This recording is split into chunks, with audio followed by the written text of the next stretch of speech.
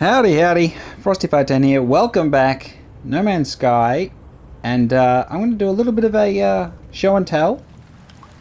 A PSA of sorts. Things to know when it comes to the floating islands. There's a bit of a cloud, so you don't quite get the... Okay. Let's go. So, I found this lovely planet. It rains a lot. And it has wonderful floating islands everywhere. Now, floating islands, positives and negatives. Obviously, they're going to be less resources because it's a floating island. Yeah, so you got to be careful. Just don't harvest everything if you want to keep your aesthetics. Pretty obvious stuff here. So yep, that's what you would expect. Now the other thing is floating islands. Not all of them are real. Some of them are a figment of your imagination. So I'm going to show you that. But first things first, not all of the ones that are real are real.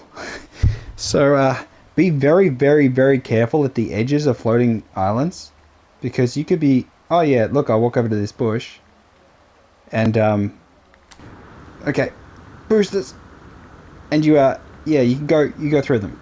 So be very careful at the edges. It's they're very dangerous. It's understandable that not everything in No Man's Sky is perfectly executed, but I think the ambition is fair, and procedural generation has its limitations. But in this case, safety railings, very important. So you think, oh, I can trust this, and then, oh my god, again. But luckily I've got a lower level. Some of them have lower levels. Some of them have lower levels that don't exist. So it's kind of that Schrodinger's floating island. It is there and also not there. So let's demonstrate. Get into my beautiful spaceship, never-ending story, and yeah, let's gamble. I think we can gamble.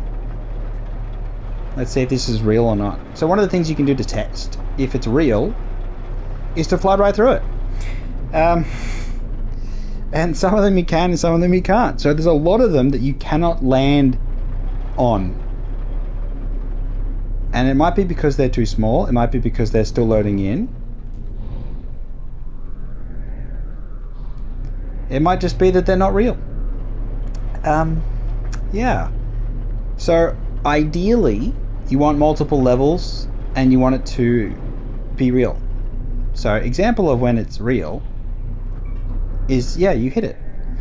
Just keep it as simple as possible. So you look at these ones, chances are they're not real. You want to find ones that are bigger, like this one here. This one looks much more promising. It's got a waterfall, very scenic.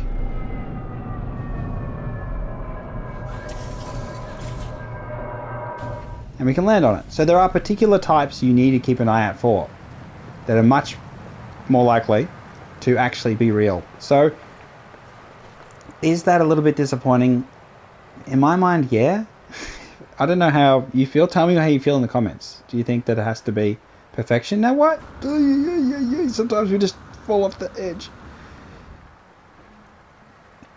To have so many of these be fake is...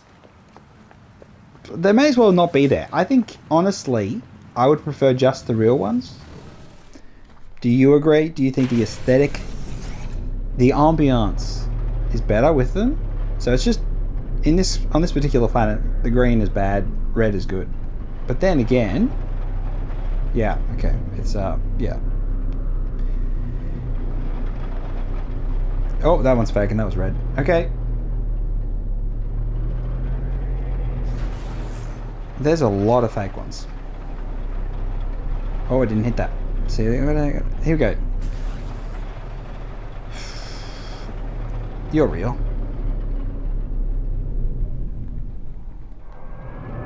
Oh. So this is the kind of one you want to avoid. It's a green one mixed with a red one. So a green and a red, it just looks, it's not good. Because you can't interact with the green one, but you can interact with the red one. Aesthetically, maybe it's okay, but nah, that's just not up to snuff. It's kind of, yeah. So the message is pretty clear. Aesthetically, they look nice. It's very nice to, once you're on them, to have a view of all the, the pieces of terrain that are floating. But yeah, it's a facade, as it were, a real estate bubble, a real one. People think they can own all these floating islands, build the house of their dreams, and they're not real.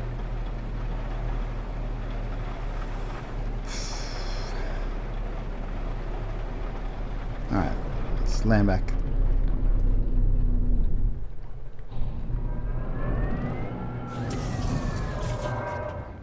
Yeah.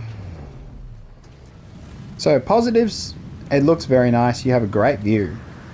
When you're not too high up, the other issue is clouds, that you're in the clouds. So sometimes you just can't really see anything. This isn't a paradise planet, so it does have superheated rainstorms. It does rain all the time. Having said that though, I still think it looks nice. I think the waterfall has issues too. You kind of just stand like you like fly. Oi, oi, oi, oi. So it's not really interacting with the water. It's just standing on top of the asset,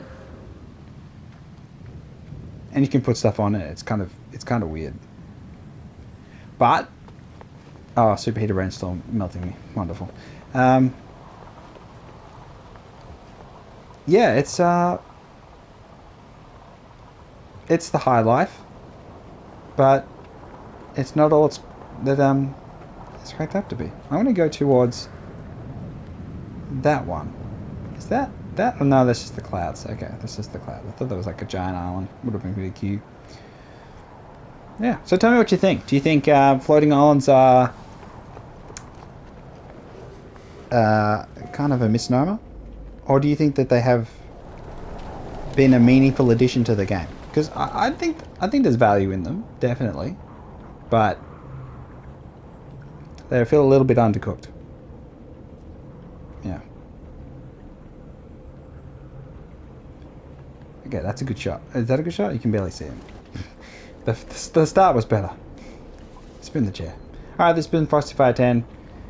Rabbiting on about floating islands. Tell me what you think. Do you think you can build the best aesthetic base on a floating island and then you make use of the area and it doesn't matter? Or you think it's annoying that not all actual islands that you can land on and build bases on, so you're really limited in your options? And it's kind of just counterintuitive? Yeah. Tell me in the comments. And like and subscribe and I'll catch you next time. Yeah, see ya!